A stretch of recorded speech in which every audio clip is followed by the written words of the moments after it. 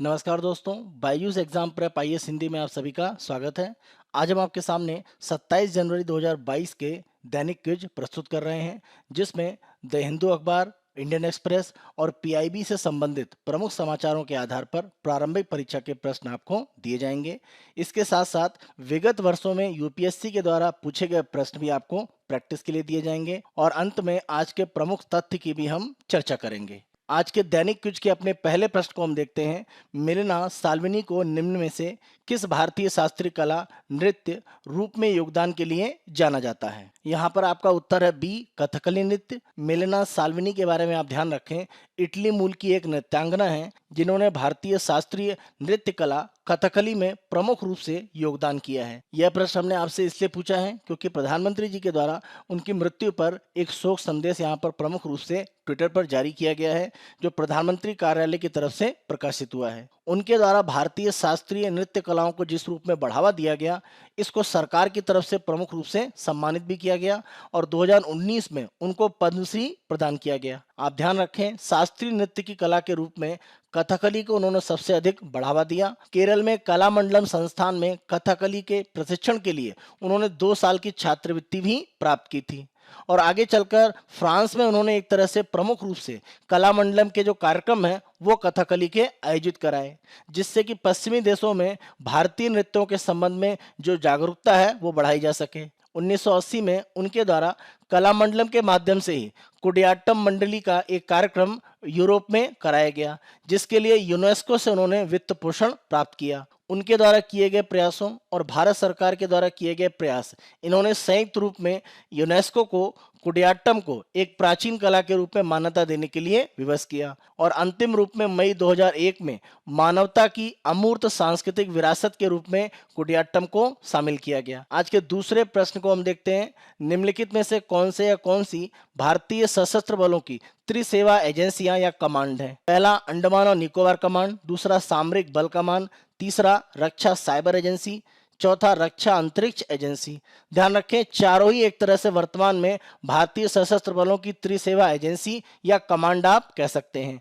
तो आंसर आपका डी, 1, 2, 3 और 4। जब हम ट्राई सर्विस या त्रिसेवा एजेंसी या कमांड की बात करते हैं तो भारतीय सेना के तीनों अंग, नौसेना, वायुसेना और थल सेना, वो संयुक्त रूप से एक तरह से कार्य करते हैं। तो ये चारों एक तरह से प्रमुख कमांड हैं जहां पर तीनों सेनाएं संयुक्त रूप में काम करती हैं। अंडमान निकोबार कमांड के संबंध में आप ध्यान रखें, इसका मुख्यालय पोर्ट ब्लेयर में है और प्रमुख रूप से 2001 में जब इसको स्थापित किया गया था, इसका प्रमुख रूप से उद्देश्य ये था कि दक्षिण पूर्वी एशिया के क्षेत्रों में और प्रमुख रूप से मलक्का जल संधि के जो क्षेत्र हैं वहां पर जो गतिविधियां हैं उस पर भारत का एक तरह से जो नियंत्रण है वो बढ़ पाए।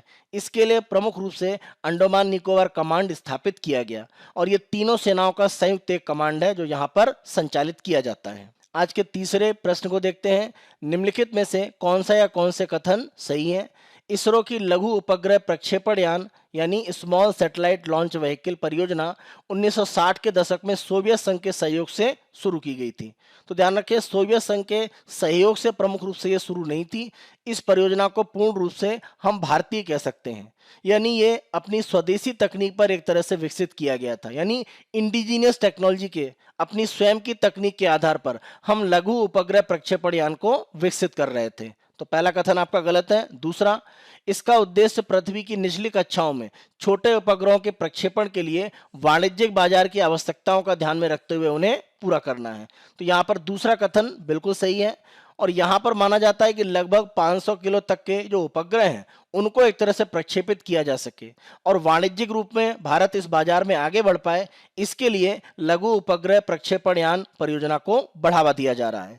तो पहला कथन गलत है, दूसरा सही। आंसर आपका बी, केवल 2 सत्य है। यह प्रश्न हमने आपसे इसलिए पूछा है क्योंकि आगामी अप्रैल में SSLV यानी स्मॉल सैटेलाइट लॉन्च व्हीकल लघु उपग्रह प्रक्षेपण यान, इसकी एक तरह से पहली जो उड़ान है वो संचालित की जा सकती है और माना जा रहा है कि इसके लिए प्रमुख रूप से कोशिश ये की जाएगी कि 500 किलोग्राम तक के जो उपग्रह हैं वो इसमें एक तरह से उपयोग किए जाएं। वर्तमान में होता ये है कि जब भी हम किसी छोटे उपग्रह की बात करते हैं तो उसे बड़े उपग्रह के साथ एक तरह से छोड़ने की प्रक्रियाएं अपनाई जाती हैं। यानी बड़ी परियोजनाओं का इंतजार किया जाता है छोटे उपग्रहों को प्रक्षेपित करने के लिए। इसीलिए इसरो के द्वारा छोटे उपग्रहों के लिए, जिनको प्रमुख रूप से पृथ्वी की निचली कक्षा में स्थापित किया जाएगा, उनके लिए इस नए प्रकार का जो उपग्रह प्रक्षेपण यान है उसका उपयोग किया जाएगा। जहां तक हम बात करें पीएसएलवी की या अगर हम बात करें जीएसएलवी की, इन दोनों ही उपग्रह प्रक्षेपण यानों का उपयोग जितने बड़े और भारी उपग्रह हैं उनके लिए किया जाएगा। यानी अगर हम पीएसएलवी की बात करें तो लगभग 1000 किलो तक के जो उपग्रह हैं उनके लिए उसका उपयोग किया जाएगा। लेकिन यहाँ पर जो एसएसएलवी है, ये 500 किलो तक के भार के जो उपग्रह हैं प्रमुख रूप से उनका उपयोग किया जाएगा इसको प्रक्षेपित करने के लिए। यहाँ पर इसरो का कहना है कि जब हम एसएसएलवी की बात करते हैं तो केवल 72 घंटों में इसको एक तरह से तैयार किया जा सकता है, इंटीग्रेट किया जा सकता है, जबकि अन्य प्रकार के प्रक्षेपण यान 70 दिन का समय लेते हैं। केवल 6 लोग मिलकर इसमें काम कर सकते हैं, जबकि बड़े जो प्रक्षेपण यान है उसमें 60 लोगों का एक तरह से श्रम बल लगता है। तो माना जा रहा है कि एक तरह से कम समय में कम लोगों के साथ और केवल 30 करोड़ रुपए में एसएसएलवी को कार्य करने के लिए प्रारंभ किया जा सकता है। इसीलिए माना जा रहा है कि छोटे उपग्रहों का जो व्यापारिक बाजार है उसे प्राप्त करने के लिए इसरो के द्वारा यह पहल शुरू की जा रही है। आज के अपने अगले प्रश्न को देखते हैं। अमेरिका के कंपीट्स अधिनियम 2022 के माध्यम से भारत को लाभ होने की संभावना है, क्योंकि यहाँ पर आप ध्यान रखें, जब हम कंपीट्स अधिनियम 2022 की बात करते हैं, इस कानून के माध्यम से कोई भी स्टार्टअप जिसमें किसी व्यक्ति का मालिकाना हक है या स्टार्टअप के लिए वो व्यक्ति आवश्यक है, वो अमेरिका में एक तरह से अपने आप को स्थापित करना चाहता है, तो उसको वीजा देने के लिए एक तरह से यहाँ पर एक नई श्रेणी प्रारंभ की जाएगी। तो भारत एक तरह से स्टार्टअप के बाजार के लिए तेजी से आगे बढ़ रहा है। तो माना जा रहा है कि स्टार्टअप वीजा के लिए जो नई व्यवस्था लाई जा रही है अमेरिका के द्वारा, भारत में जो प्रतिभाशाली व्यक्ति हैं उनके लिए नए दरवाजे खुलेंगे। इसीलिए यहाँ पर आंसर आपका हो जाता है सी। यह एक नए स्टार्टअप वीजा के साथ दुनिया के प्रतिभाशाली व्यक्तियों के लिए नए रास्ते खोलने का प्रस्ताव करता है। तो जो हम दुनिया की बात करते हैं तो भारत वर्तमान में स्टार्टअप के लिए एक बड़ा बाजार माना जा रहा है और हम तेजी से इसमें आगे बढ़ रहे हैं।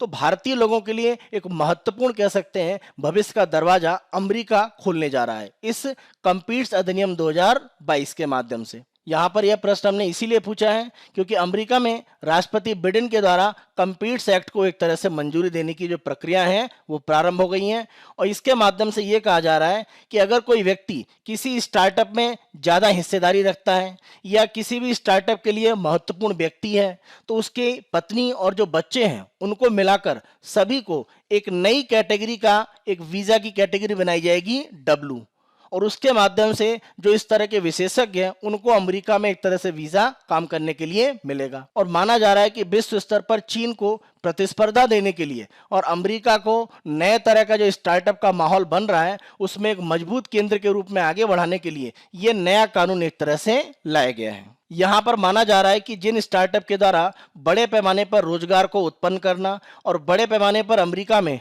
राजस्व उत्पन्न करना और निवेश एक पूंजी के रूप में प्राप्त करने का प्रयास किया जाएगा, ऐसे स्टार्टअप में जो लोग होंगे उनको प्रमुख रूप से इस डब्ल्यू प्रकार के जो वीजा है वो देने की प्रक्रियाएं की जाएंगी। दैनिक क्विज के अपने दूसरे भाग में हम यूपीएससी के द्वारा विगत वर्षों में पूछे गए प्रश्न आपको देते हैं।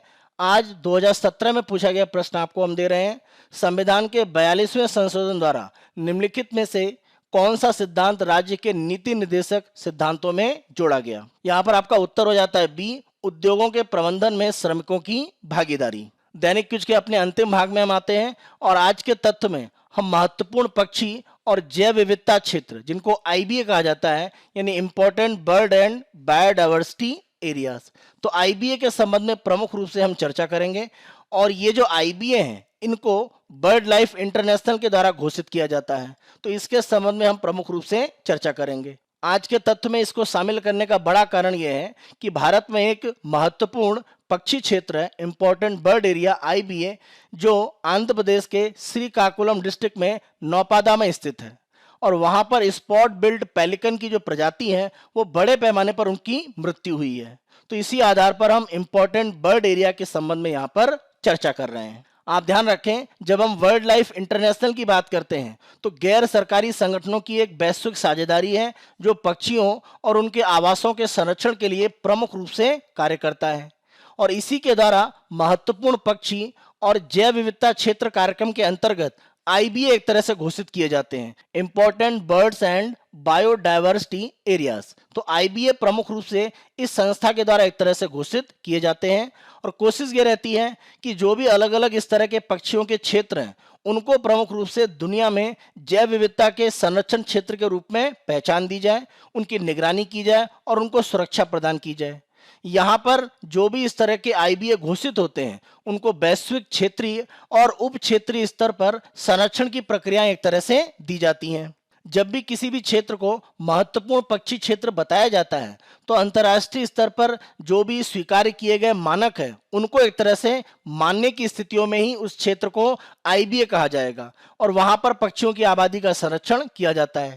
तो विश्व स्तर के मानक होंगे तभी उस क्षेत्र को आईबीए एक तरह से माना जाता है। आईबीए पहचान देने के लिए बर्ड लाइफ इंटरनेशनल की तरफ से कुछ शर्तें रखी गई हैं और ये एक तरह से मानकीकृत मानदंड है।